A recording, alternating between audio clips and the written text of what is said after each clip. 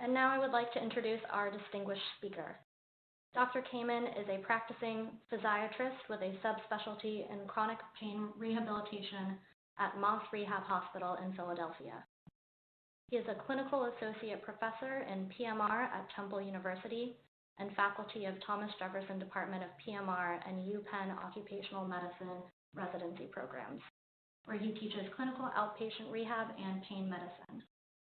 Dr. Kamen has written and published on topics in pain and spasticity, pharmacology, and neurological impairment. His career has involved organizational activities and lecturing nationally and internationally. He has been recognized by consumer publications and professional organizations for his contributions to PMR and pain management. At this time, I will turn the presentation over to our speaker. Welcome, Dr. Kamen. Thank you very much, Kirsten. It's a pleasure to have opportunity to do this again. For disclosure, will let you know that I am also on a speakers bureau for the medication Sublocade, which is a maintenance of opioid dependence type treatment. So let's launch into this. I am involved as a specialist in outpatient rehabilitation with Moss Rehab for many years. I practiced the activities of an outpatient specialist. I've done work with the Commission on Accreditation for rehab facilities, and I've spent some time in even the World Health adding some expertise in that area. I have begun treating chronic pain as part of the sort of woodwork of an outpatient practice in the early part of my career, and I began to recognize the perils and the pitfalls of this condition of chronic pain and subsequent opioid dependency.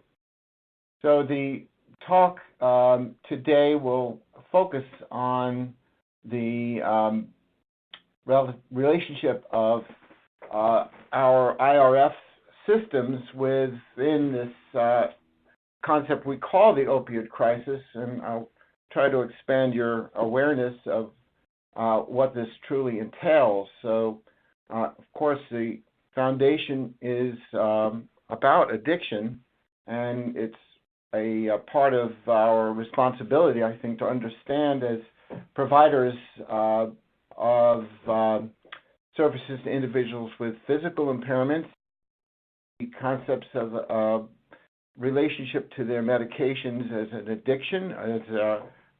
Along with that, there are the inevitable relapses and recoveries that we see in regards to any obsessive overuse of a medication, or, as you know, it can dive into the realm of gambling and other shopping and sexual addictions that plague our human behavior.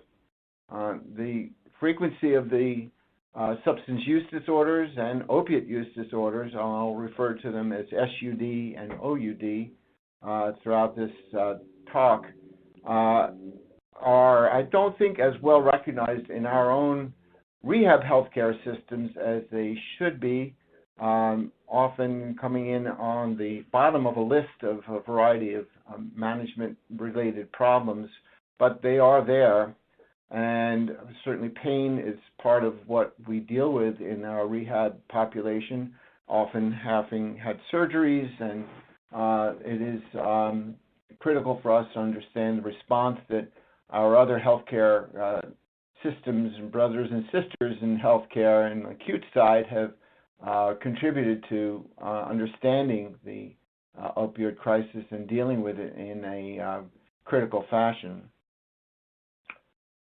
So this slide more or less sums it all up, brings us to the attention of what's been going on in our front pages of newspapers all over the country in regards to the opioid crisis. So we've had this up the upper left-hand corner, this relationship between phobia and opiophilia for many years since I've been in practice.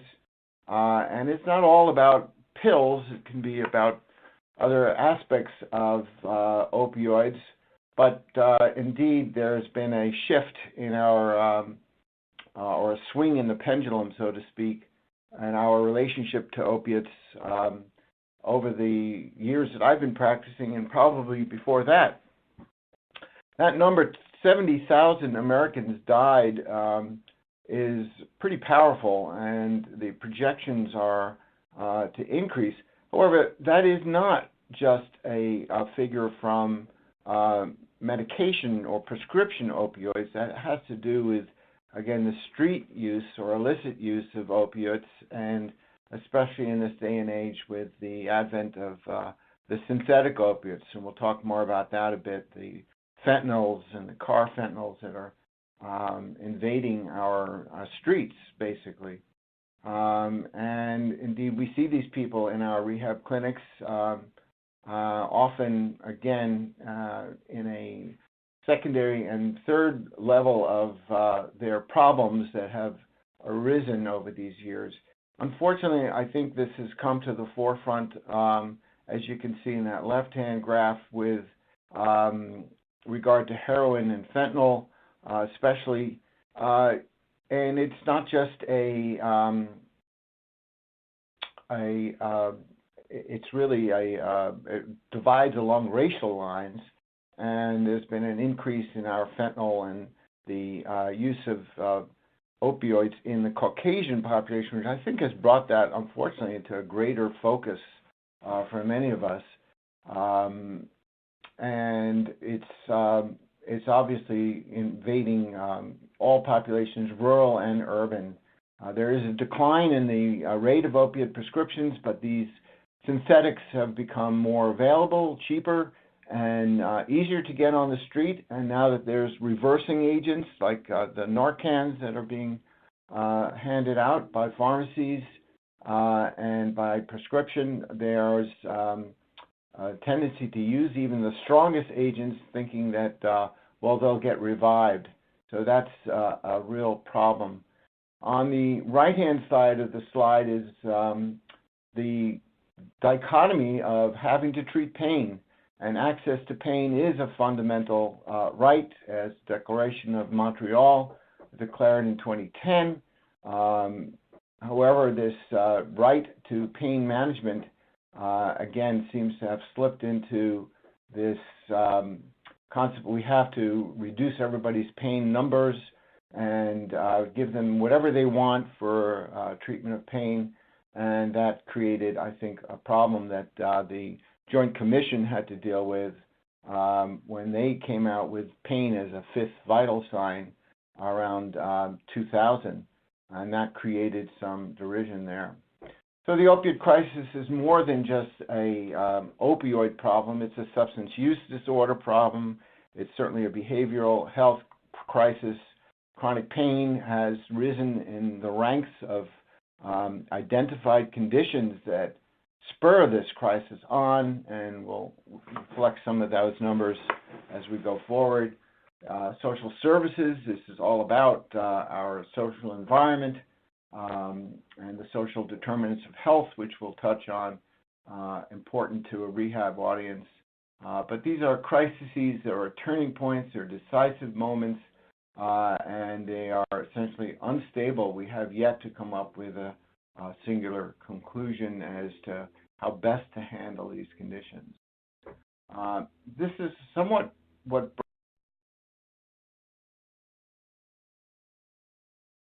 daily rounds on an IRF unit that I work in. I ran into this fellow in the middle of the physical therapy gym who was basically nodding out in his wheelchair after a recent amputation. The physical therapist called me over and said, "Will you take a look at this guy? His vital signs are fine. He seemed to be normal, 5 minutes ago, and now he seems to be unresponsive." So I looked at his chart and talked with him a bit. And on reviewing his medications, he'd been on oxycodone long-acting compound called OxyContin in high doses for 10 years. He was getting additional oxycodone because he just had an amputation, and the surgeons had a protocol for their post-op patients to have pain relief. And he was also on a benzodiazepine, alprazolam. However, when I confronted him with this, that he was overusing these meds, a little bit on the side of getting narcotized, which is why they call them narcotics, he was aggressive with me, agitated, very anxious, and when I told him we were going to lower his opiates, he was quite aggressive. And he was discharged home, requesting an outpatient pain management consult as we confronted him with this information. Next patient is a review of a fellow that I had been treating here in the outpatient unit of my hospital with a low-dose opioid combination of agents, but he was not doing well, and psychosocially I think he suffered severely as he had a wife that was developing dementia. I think he had very limited support systems. He had a complicated medical problem with a hip replacement that had gone bad.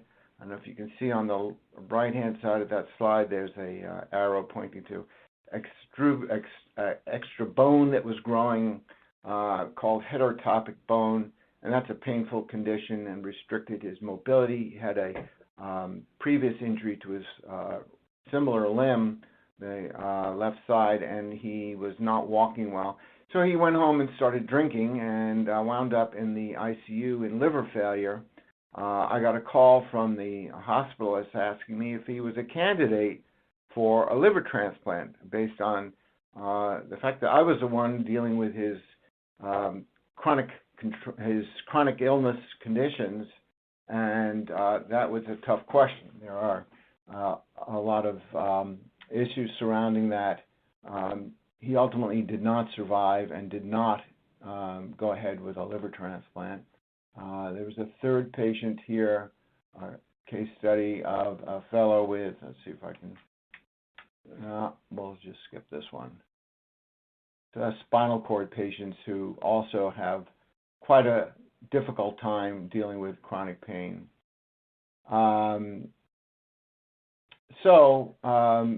Chronic pain and substance use is ubiquitous. There's a tremendous spread of medications that are out there being used and abused that are out of our control. Of course, alcohol is a legal agent. All the agents in many ways have their use, but alcohol is a big problem, and you can see by the graph from the SAMHSA organization, and if you need additional information on this, they publish up-to-date data on substance use on a regular basis, and their website is full of good information. So alcohol is a big problem, and I don't think that's well recognized in our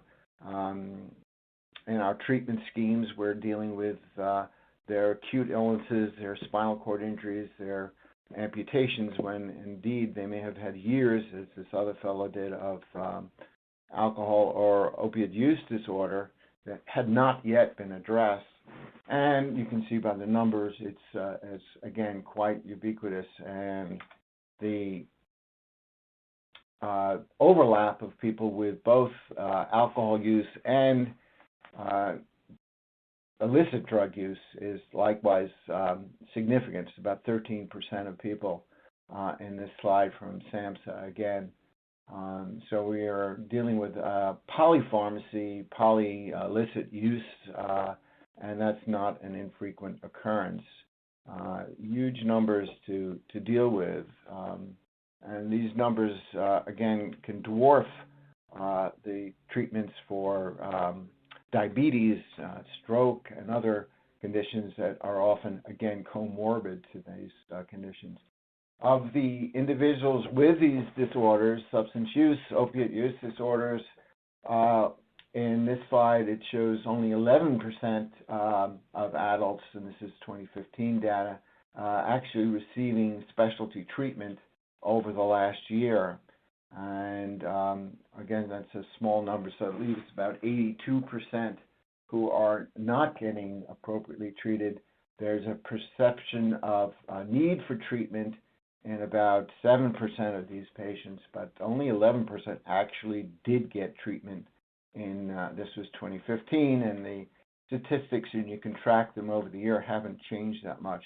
Again, this is another SAMHSA.gov program that you can seek further information on.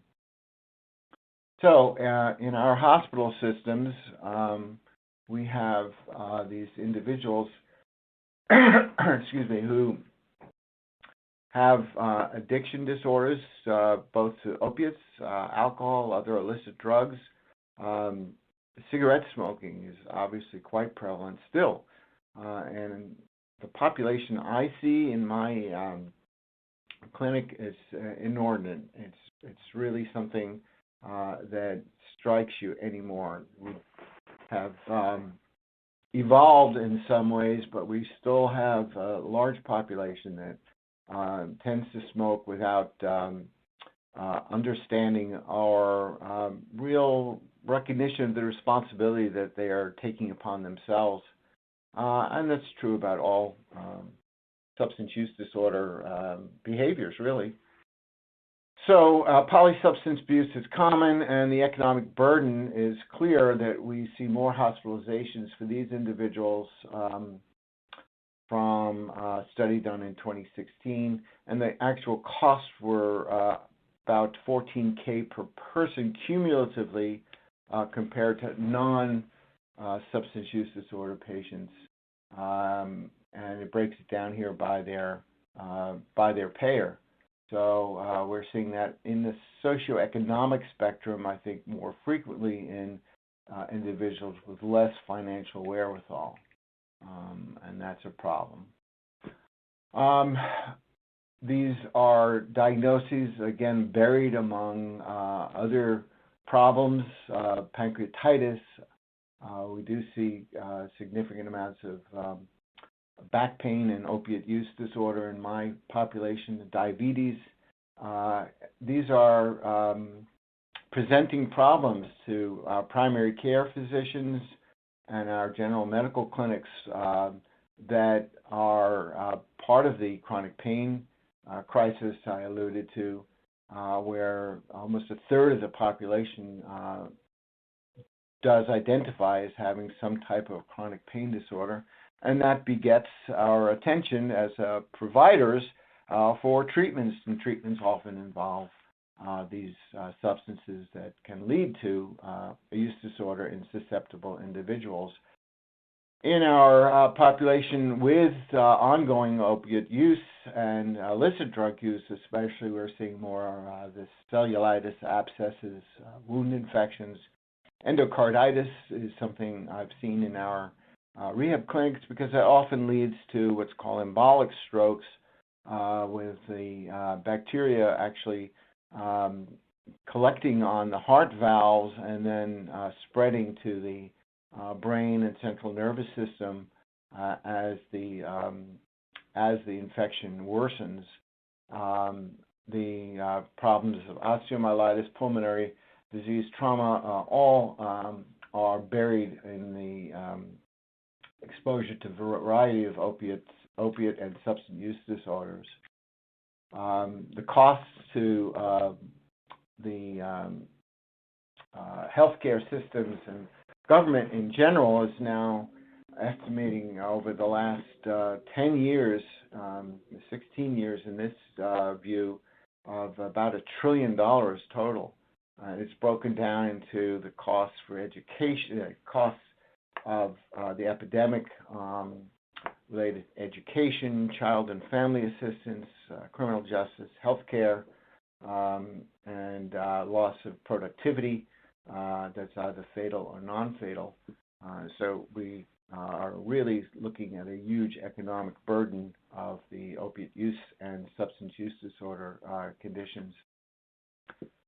There are political concerns here.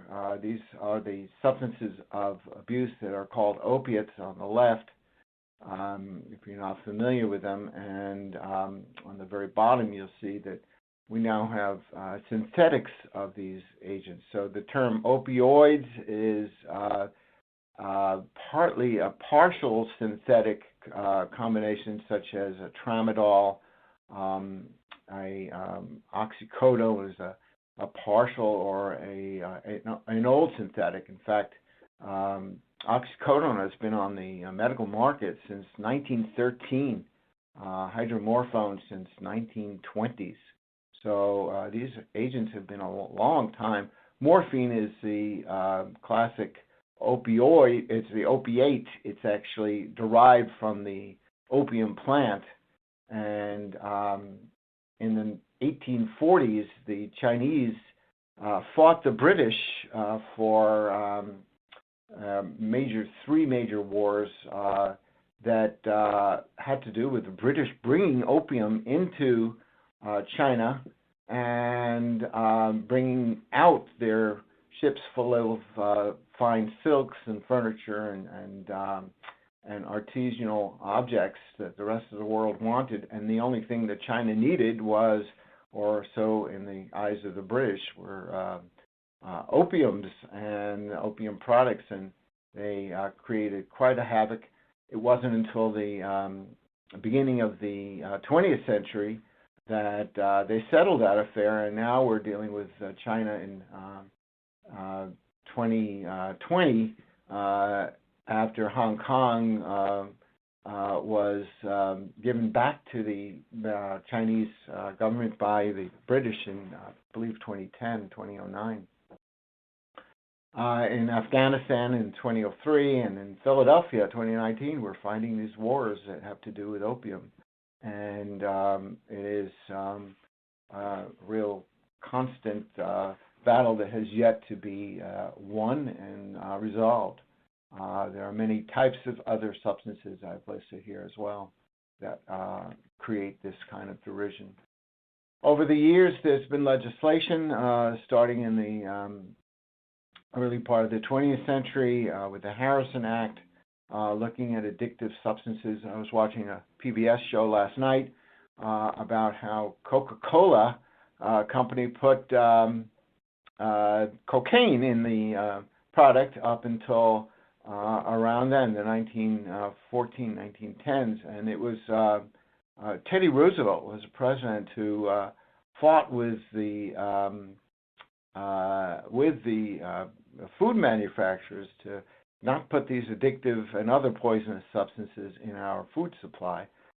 So we got to hand it to Teddy Roosevelt. There were some other interesting individuals who certainly participated in that. The years have gone by with the variety of anti-drug abuse acts through the 1980s until 2000, when the Drug Addiction Treatment Act of 2000 was passed.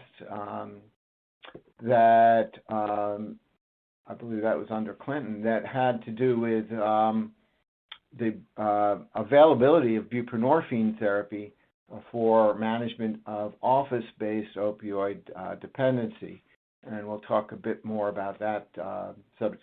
As the rise in opioid deaths increased over those years, the 2016 CARA Act has to do with comprehensive addiction and recovery and is focused on prevention and treatment, criminal justice reform, law enforcement, recovery, and overdose reversal. And that's why we've seen a proliferation of overdose reversal agents now being available. And in fact, as physicians involved in this, we're often called by pharmacies saying to our individuals who are getting opioids that they should also have a prescription for the reversal agents, the Narcans. Although they may be the sweetest and compliant patients ever, the view is that all patients with these agents should have a reversal agent on board or in their household, because you never know who's going to get into their closet, including their kids or their kids' friends' kids and the cable guy. Why do people take opiates? In large part because of pain.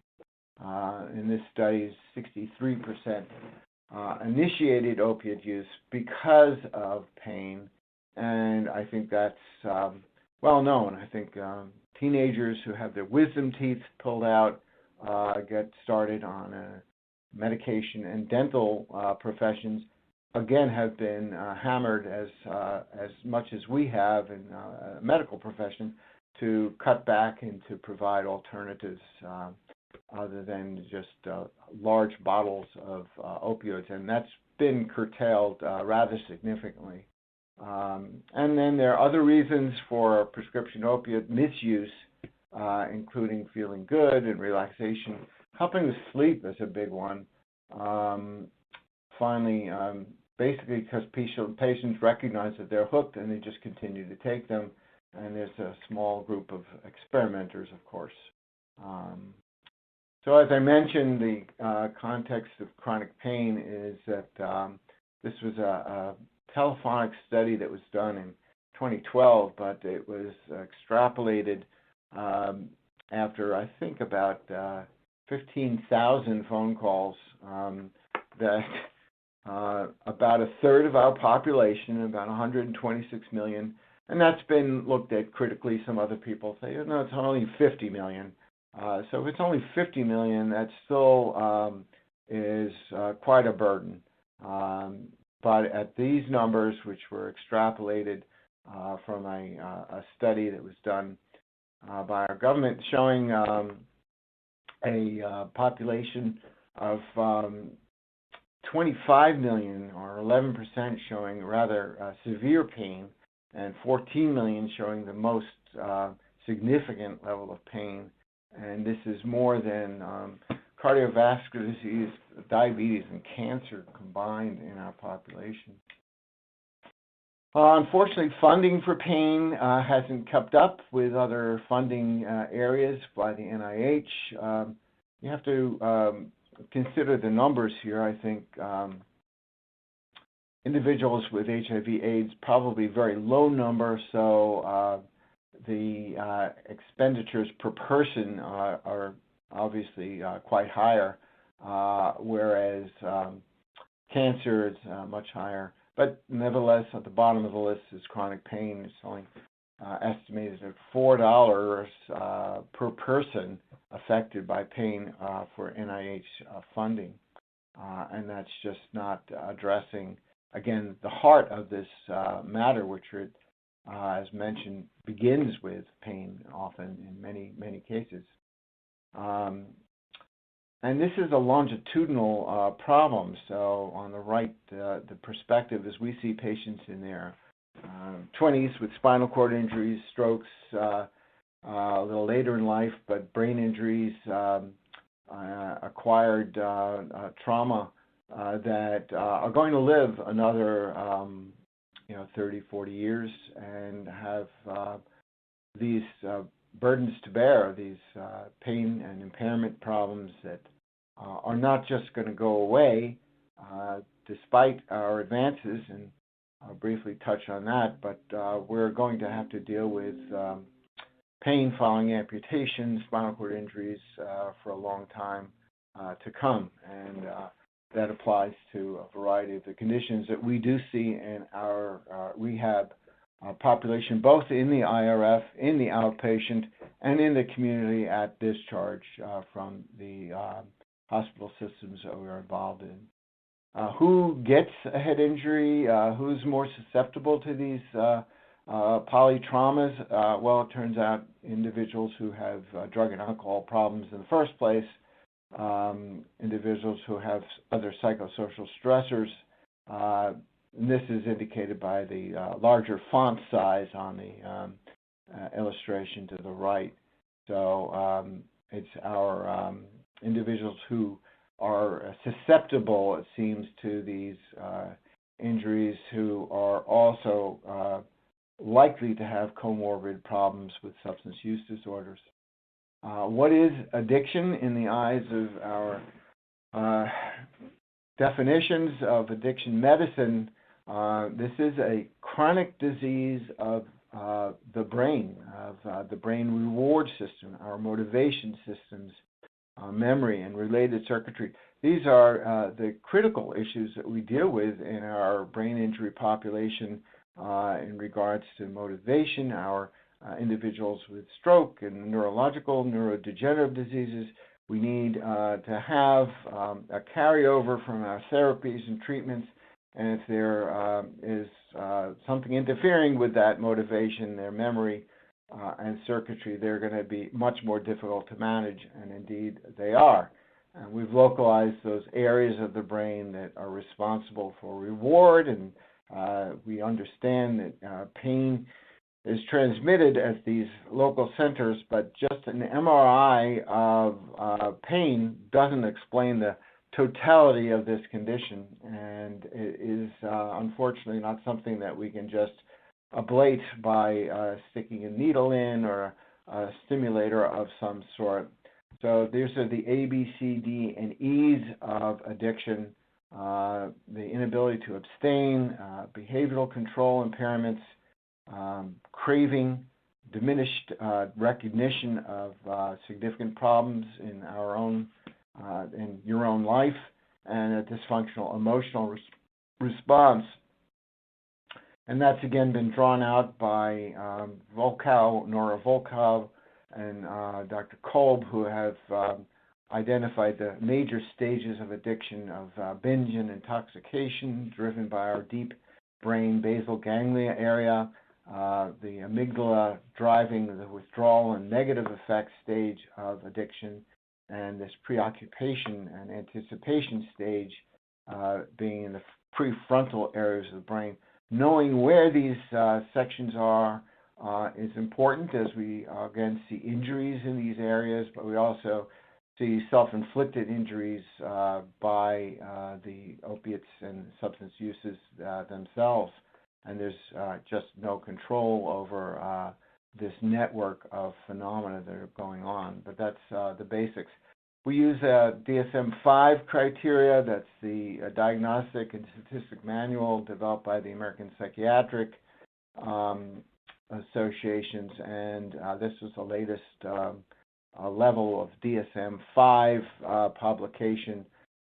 And it's not too hard for me as a pain specialist to see this loss of control, the social impairment, risky use, and the withdrawal and the actual physical properties that these drugs impart in almost every patient who takes an opioid. I do think that there's a very fine line between dependency and this level of an opiate use disorder or substance use disorder. And the DSM-5 helps clarify each specific substance use, but this is what I've used in my career in the last few years. It's important to get this into your documentation, and you see the levels of impaired control. Somebody's using drugs more time than others are spending, worrying about how am I going to get my next pill, and patients in IRFs are frequently asking for their next medication, anticipating their therapies. And that's legitimate, but there's a level where it's beyond legitimate, and that's for us to recognize. Individuals not fulfilling their roles in society, not fulfilling their household responsibilities, giving up on their occupation and other areas of interest they had, sharing drugs, risky use, lending drugs to their siblings or to their partners, and not using the drugs appropriately is very common. So there's a lot of overlap in this area of chronic pain and addiction. And I like this slide. It kind of paints the picture of both these conditions as very similar, involving early trauma. And if you dig deep enough, you do find these areas of sexual and other, often even physical and non-physical traumas that individuals suffer, loss of control, mastery of themselves, loss of self-worth. I think that's an important aspect of opiate and other substance use dependency, but you see that in pain as well. Cognitive errors, that euphoric self-absorption in addiction is often part of chronic pain. They're just focused on their own minutia of pain beyond what seems proportional to the injury. And there's a lot of catastrophication or catastrophizing in our chronic pain population that we can measure and apply indices to, by the way, and we can understand and gain insights as to the level of catastrophizing in those individuals. The rate of hospital-related opioid dependency is really interesting in this slide, that individuals admitted to University of Pittsburgh Medical Center of 200,000. I think consecutive opioid naive admissions, about 48% were prescribed opiates, and this was a study done and published in 2019, although I'm sure it was done a few years before that. But at the end of the day, the opioid-exposed patients were 2 times as likely to continue using opiates in their outpatient setting 3 months out. So our amputees and other individuals who come into our brain injury units and our spinal cord injury units, they're 2 times as likely to continue using opiates once they've been exposed. And this is our challenge these days, is how do we then provide some alternative services? We'll again touch on that in a second. Opiate deaths, the color of this map has changed dramatically, shifting from 1999, and this is why it's in the forefront of our newspapers. It's just amazingly shifted over these last 15, 20 years, and little red hot spots on the right in formerly blue areas where the worst of this overdose is happening. As mentioned, there's increasing desire for the higher and the stronger substances because we can reverse them. If you overdose, you can get your buddy to give you a shot of Narcan if your buddy is still awake. And that's really the big if, and I'm afraid that is not a reliable designated person often. So we're seeing people who are looking for the most potent opiates and will risk the overdose because it gives them a bigger bang for their buck, and the availability of these higher potent opiates are now really creating havoc because they're so easy to smuggle in. So in the 1990s, really before this opiate crisis was so prominent, a coalition of individuals came up with this concept of harm reduction. It really came out of the HIV AIDS epidemic of the 1980s, where we were seeing thoughtful people, intelligent folks who were really struggling to deal with these issues. So harm reduction was adopted as a principle among these 8 principles in the 1990s to accept, for better or for worse, drug use as part of our world. We understand drugs as complex behaviors. It's a quality of life issue. We have to be non-judgmental and non-coercive in providing resources to these individuals. Ensuring drug use and a voice in treatment by those users is critical, and affirming that they themselves are the agents of reducing harm. So we need to emphasize those issues. You have to take responsibility. recognizing realities of class, racism, sexism, social isolation, those social determinants of health, it does not help to stigmatize these conditions. So we need to ignore or we need to learn to not stigmatize these individuals and not attempt to minimize or ignore the harms and dangers of illicit drug use. But hospitalization is indeed a reachable moment. And this was a nice study by Velez in 2016 paper that the stigma of substance use disorder requires a cultural shift. And we do have skilled individuals, especially in the rehabilitation world, of therapists from our variety of staff who are not only humanistic, but they're skilled at identifying all the risk factors we discussed and providing appropriate maintenance therapies and initiating these treatments to get patients started, at least moving towards finding appropriate resources to get a treatment started.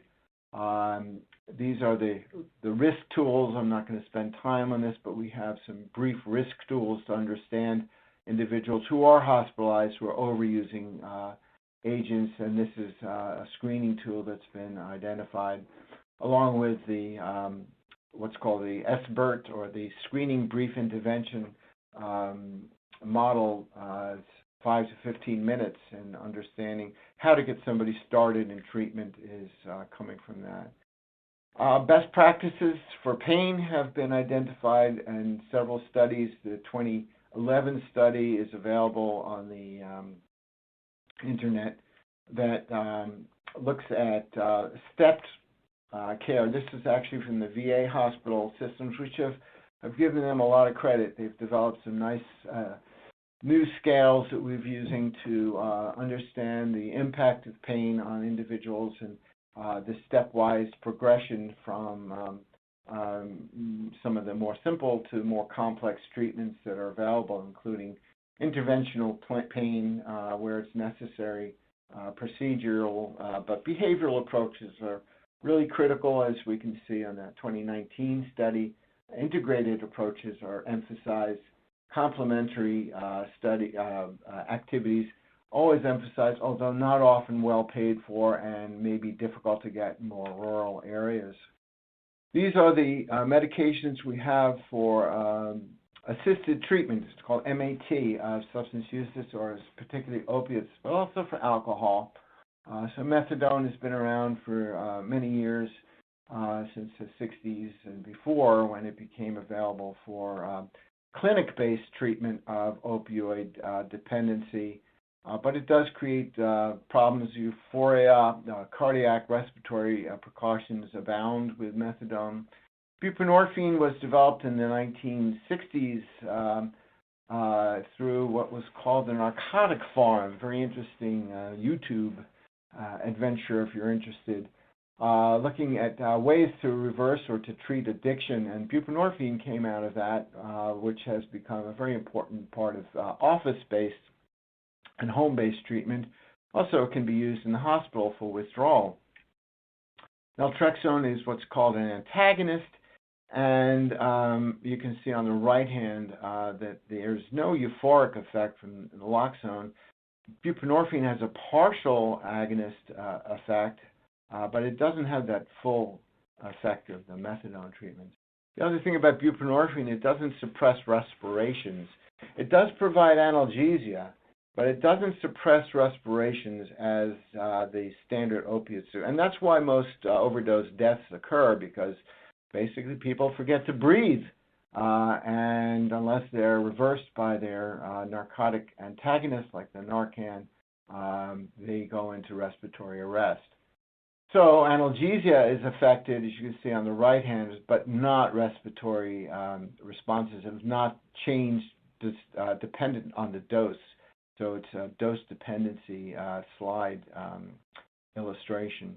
Buprenorphine is indicated, as I said, for home-based treatment, but it can carry over from the IRF into a home.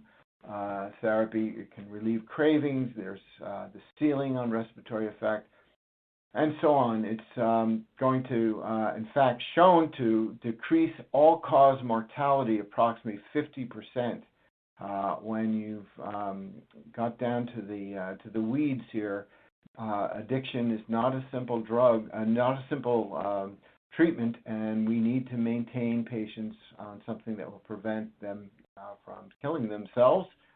And that's where Suboxone has shown. But it's also, as I've said, an analgesic, and I personally have had a lot of experience with it, showing social functioning, improvements, counseling. So buprenorphine has a lot of assets.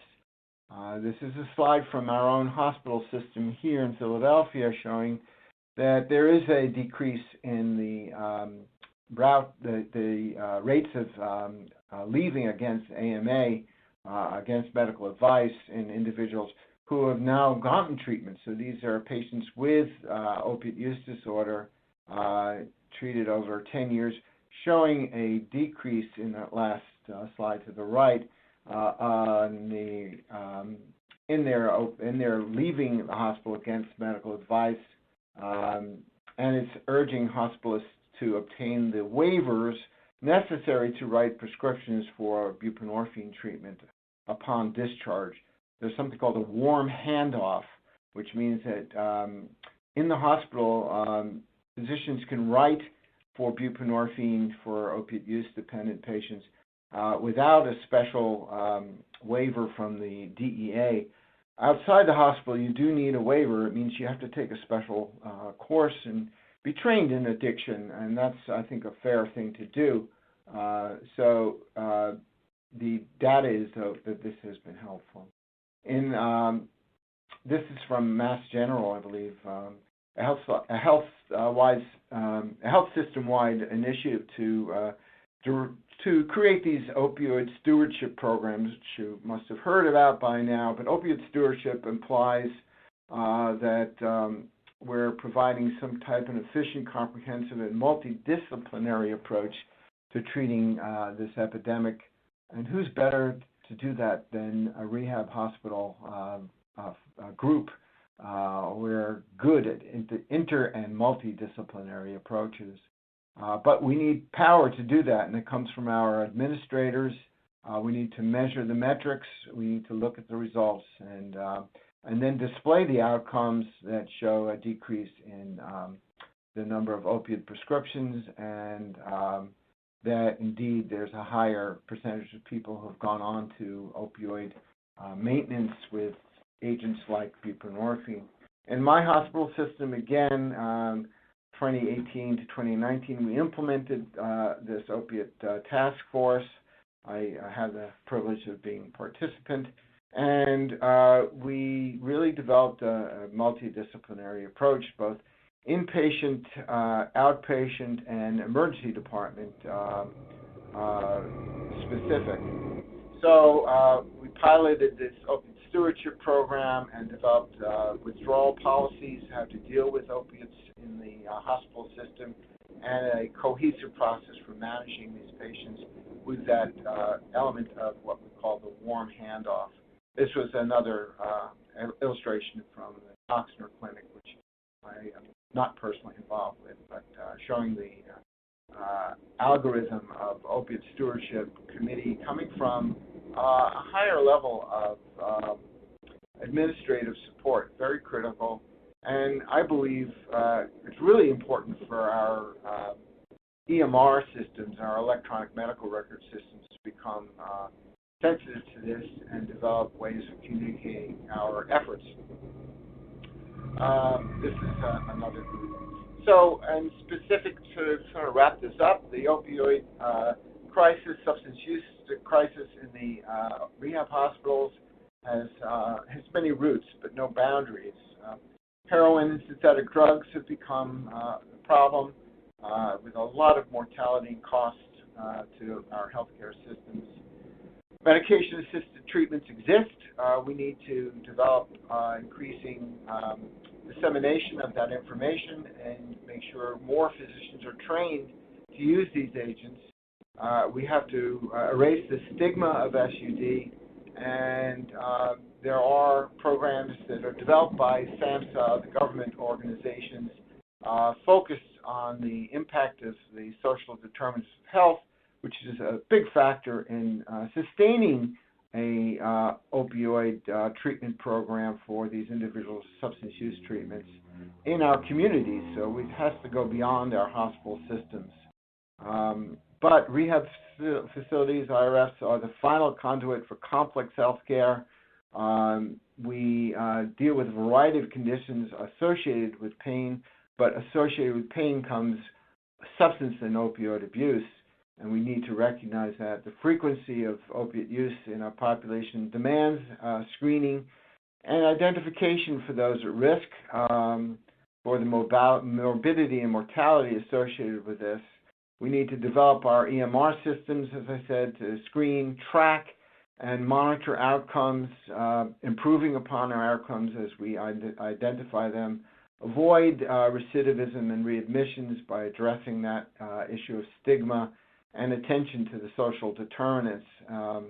So we can provide comprehensive care just as we do for our individuals with acquired and neurodegenerative conditions and polytrauma, because we're good at behavioral and physical and social management skills, and we need to develop our addiction management programs within our own hospital systems with a opiate stewardship type program. And these are my references, and I thank you for your attention. I hope it was helpful as just a foray into the scope of this problem, and please be free to ask me any pertinent questions to this. Thank you very much.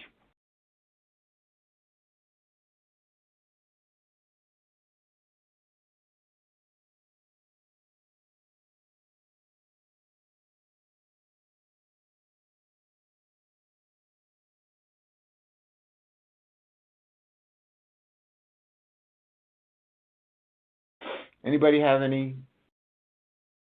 We there?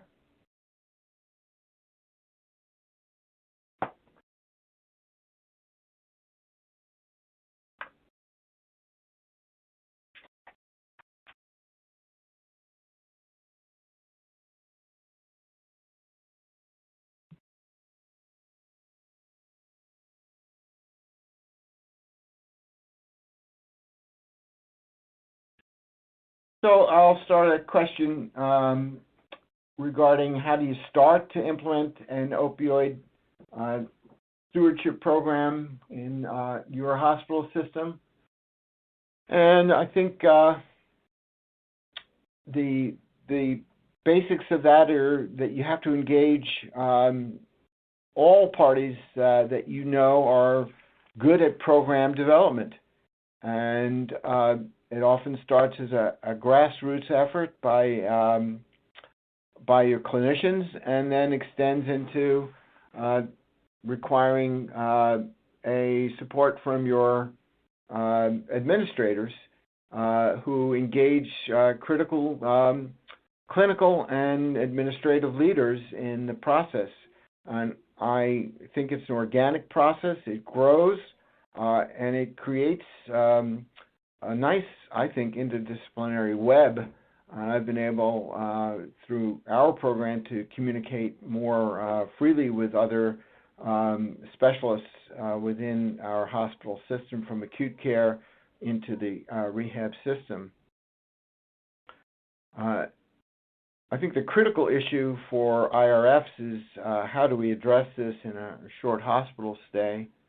And the answers are not 100% easy. I think it's basically knowing that it exists in the first place, and as I mentioned, it can be buried in a list of other diagnoses, including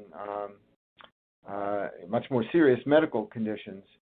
So if we don't address it, because it's going to be a theme in the outpatient and in the continuum of that individual's life, unless we find the resources to to orient these patients towards, I think that's where we are probably going to be best served. It is not a short-term problem, but as I said, hospitalization is a vulnerable part in an individual's stay, in an individual's life. And I think that's a good beginning to start this motivational process that we see with management of addictions. And finally, can pain management group take the lead in this? They can if they're individuals who are involved in pain and addiction, especially.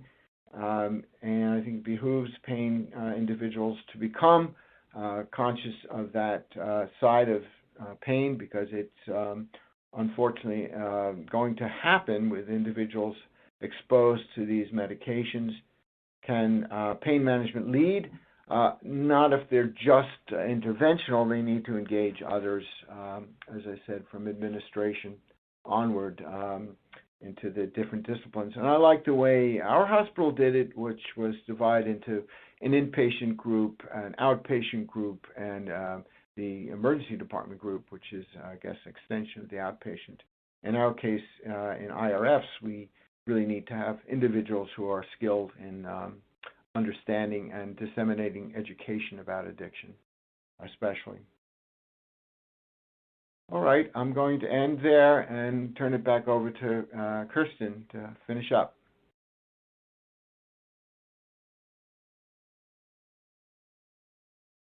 Hello?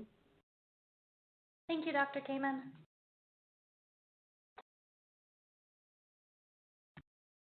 On behalf of AMRPA, we would like to thank you, Dr. Kamen, for this excellent presentation today. We would also like to thank all of those attending for your participation. Please remember to complete the evaluation. This is required for you to earn continuing education credit.